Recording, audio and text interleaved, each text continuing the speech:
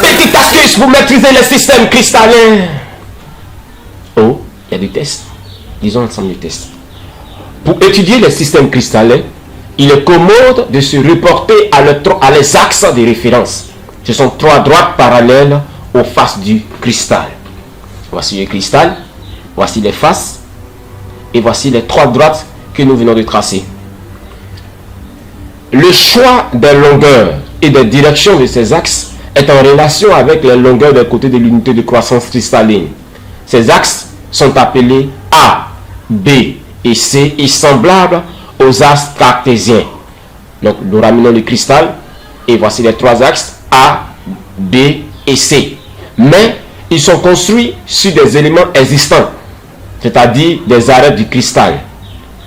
Donc nous voyons là les arêtes sur lesquelles nous avons dessiné ces trois droites. On choisit les trois arêtes du cristal qui représentent le mieux la symétrie du système et qui est la plus répandue. Ces arêtes doivent se joindre pour former un sommet commun.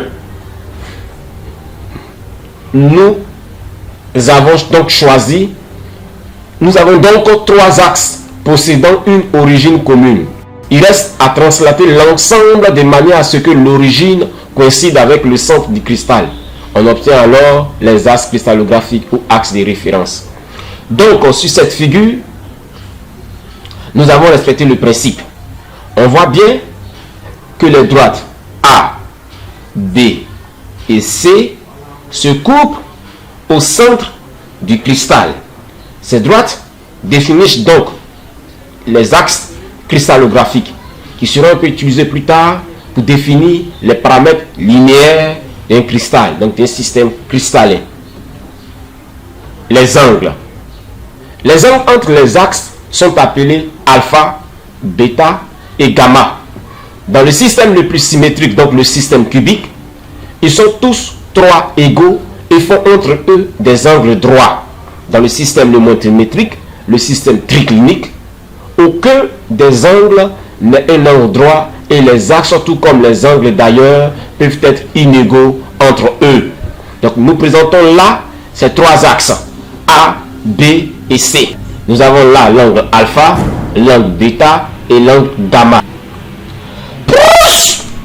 Oh, petite astuce, ne vous effrayez pas, c'était juste pour vous décontracter. Alors nous voulons étudier les systèmes cristallins.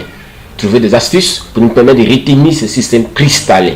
Qui parle de système cristallin fait appel au cristal. Alors qu'est-ce que c'est un cristal? Un cristal est un solide ordonné à l'échelle atomique, de propriétés physiques et chimiques bien définies.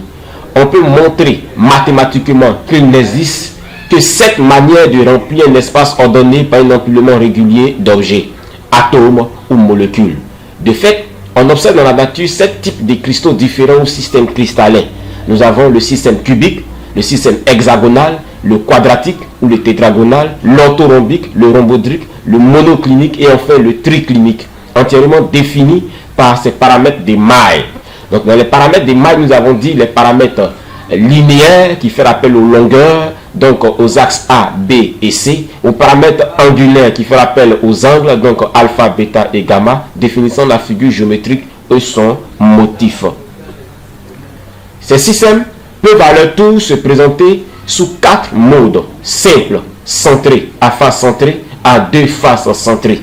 Un cristal est donc caractérisé par une figure géométrique, soit un cube, un prisme, etc., appelé maille du système, qui se répète un grand nombre de fois et qui contient un certain nombre d'atomes ou de molécules. On parle de motifs.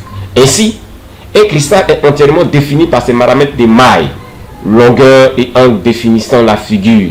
Donc, on parle du motif également.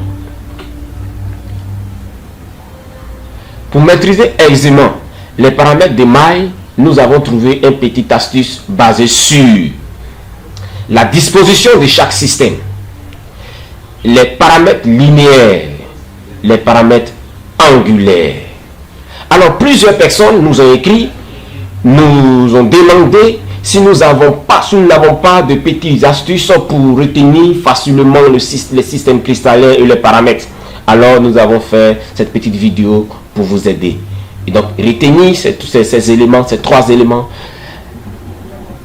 devient très important à la fin de cette vidéo. Donc, la disposition de chaque système.